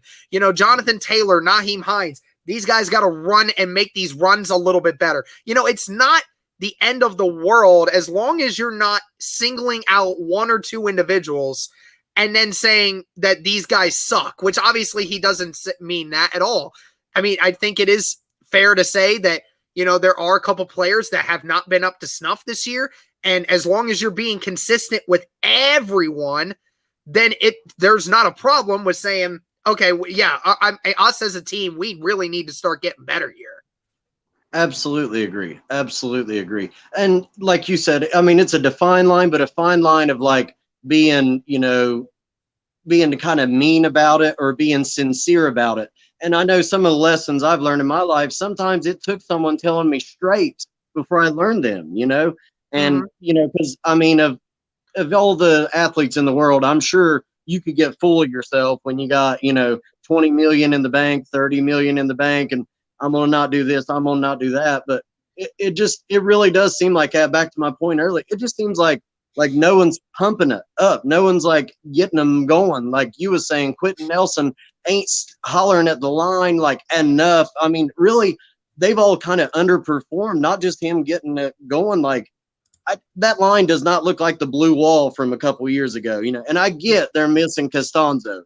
But you got Eric Fisher. I mean, like I get Eric Fisher has looked like our second best offensive lineman, and he's still recovering from an Achilles. Yes. Absolutely agree. Absolutely agree. I mean, I don't know what was going on with Braden Smith at first. I mean, his foot could have got hurt. Idea. I still have no idea. I mean, they said he strained his foot, which if he strained it, then that's multiple weeks. Yeah. But they didn't want to place him on the IR, which made me think he's going to be back in 3 weeks. But that would mean that means that he would be back this next week. But he hasn't practiced at all since injuring that foot. And then all of a sudden, he hurts his thumb. Like, apparently they just added the thumb to the injury report. I don't know how you do that, but apparently he did something to it. Yeah. I mean, have we heard any news on TY either? They just talked about him today. They said they're very impressed with his recovery. They said he is not ready to come off the IR just yet. Ballard said that it's probably going to be at least another 2 weeks, maybe. But they do believe I said by week 8, and that would still be amazing for the kind of injury he's had. But obviously he could come back like tomorrow if he wanted to because of the IR stuff. But my guess is it will probably be another 2 or 3 weeks before he starts getting any kind of real practice time. And then we'll probably see him either after week 6 or right before week 8. So, yeah, I remember I was watching ESPN a few weeks back, and Dan Orlowski, which is like the only guy that actually gives the Colts credit, as you know. Yeah. I mean, everyone gives him a hard time about it. He said this team will be a different team in October and November. And that's what I'm hoping for. I'm hoping Dan Orlowski has some kind of Tony Romo magic ball, and he saw the future and saw us succeeding. So I'm hoping to God that's what happens. I really am. I'm really either way. I mean, I know we'll all be there to witness whatever happens and cheering them on all the way.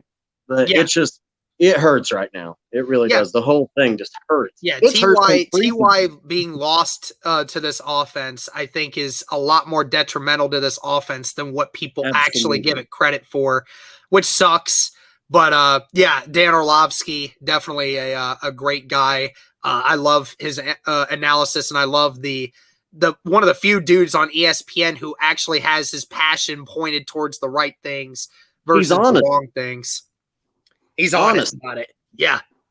That's what it's all about to me. I mean, it's the Max Kellermans, all them guys that you would think that Carson Wentz ran over their puppies with a lawnmower, the way they act towards him. They have this unbridled hatred towards him for whatever reason. I don't know. Everything I've seen of the guy, because, I mean, to be truthfully honest, I didn't follow him much because, I mean, I only watch Colts football and UFC, MMA. That's my two things. But I never really saw much about it. And, I mean, as times went on, like, he's probably the only one, Orlowski is probably the only one that, like, tells it straight, doesn't have biasness, and actually looks at the Colts as for what they are. They're a well-run organization. I mean, they truly hold each other accountable. And really, to be honest, as I'm sitting here talking about, I feel like, you know, just a couple of plays going the other way and everything, and we could be 3-0 right now because we wasn't out of the Rams game. We wasn't out of we wasn't out of any of them. We just shoot ourselves, basically. Yeah, and that's a thing from top to bottom, you know, coaching staff, few drives, you know, bad calls in the red zone, the team not executing on a few plays, you know, all things considered. But Terry, I'm going to let you go here, man, but thank you so much for being on the show. Greatly appreciate you. Hey, you appreciate you. Go Colts. Go Colts. Matt. All right. Speaking of Orlovsky, since Terry was just talking about it with me, did you see what him and Rex Ryan were doing on Get Up today with trying to call for Matt Nagy?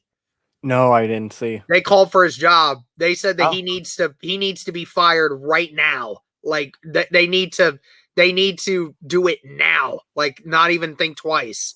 Oh yeah, I mean, I was never really the biggest fan of Matt Nagy as a head coach. I thought he did all right his first year, but after that, yeah, I mean, I don't see why you would want to keep him. It truly is sad what he did to Justin Fields in that game.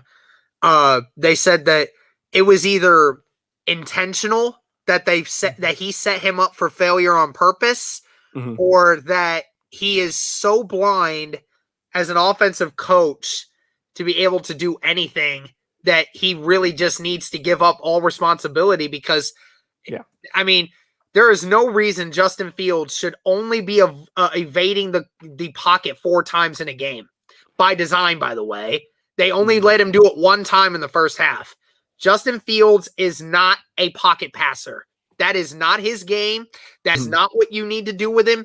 Even I know that because I watched Ohio State football and I know what Justin Fields is capable of. And the fact that a fan of the game would know that over a head coach, again, that makes me think it's ignorance here because he didn't want to start Justin Fields first, and I think he set him up for failure on purpose. I mean, that wouldn't surprise me at all because he's been against Justin Fields as a starter since like week 1, which I mean, I can understand like if you want to have somebody with more experience for like the Rams game, but after that you got to go Fields and it still seems like he's going to go Andy Dalton, which Andy Dalton's not a bad quarterback, but they should be starting Fields, let him go through all the issues that a rookie quarterback's going to go through. And then, you know, after this year, they'll be, you know, rocking and rolling. Lewis Day, quit saying Frank Wright. That is, that's how you spell Villanova's basketballs, coach. It's not right. It's Reich. Yeah, I was going to say. I think you're doing it as a troll, and I appreciate it, the commitment to it, but please stop saying it's right. It's Reich, okay? Thank you. Man. Oh yeah, and you know, and I'm I kind of avoided this because I kind of wanted to mention it with the defense only. Yeah. But don't discount the leadership Rivers brought to the team last year also. And Rivers was a coach on the field that we don't have that. I totally agree. Yeah. I think that, Wentz has the ability to make plays that Rivers can't. But also I think that with managing the game, Rivers just obviously was so much better at that. But then again, I'll say it again. The first 6 weeks of the season for Rivers, he was not good.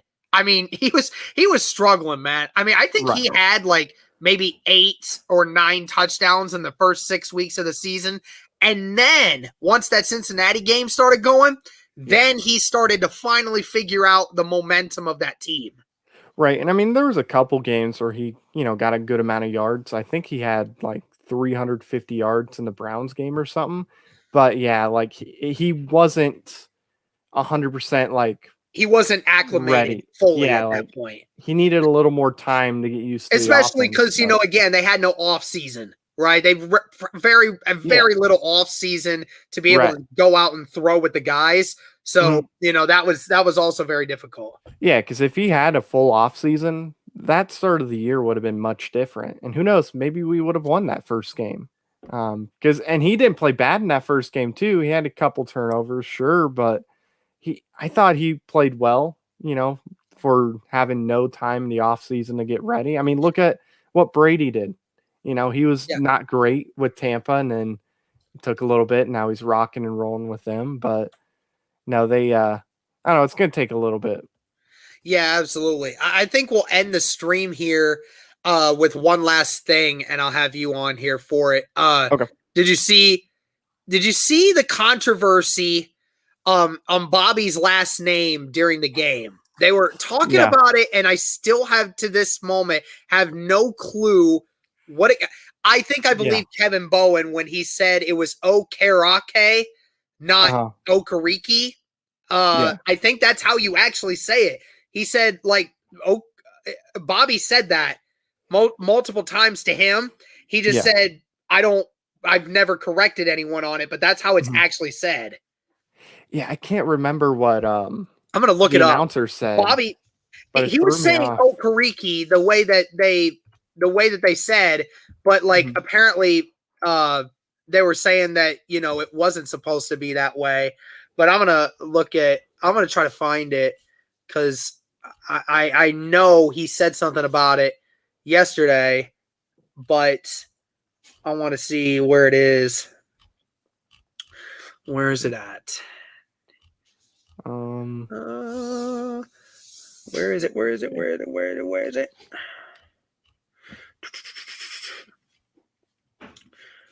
It's here somewhere. Just not sure. Let's see. Where's it at?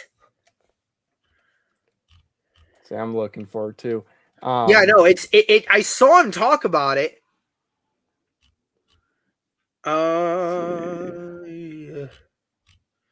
It's in here somewhere. Come on, where is it? Oh, here it is. So the pronunciation on the broadcast, it was Okereke. Yeah. And Kevin Bowen was told this is the correct pronunciation. Okereke confirmed that earlier this year. He just hasn't corrected anyone on it in the past. That is going to be really hard for me to be able to tell myself that it's Okereke. I'm going to have to get that down, but it's gonna take I might just go with Bobby, but it's apparently Ricky Bobby. Yeah, Ricky Bobby. Yeah. I might just have to start doing that. Maybe, yeah. No. All right. Well, I think that's going to do it for this stream. I can't even recall the last time that I can't even remember the last time a stream has gone this long outside of a play-by-play. So it was good. I think the first one was a success for the call-ins. Hope everybody that wanted to get in was able to get in and was able to get it right. Thank you guys so much again for the support. Hopefully you all enjoyed this. We'll probably do this a little bit more often. Thank you guys so much for the support. And as always, go Colts.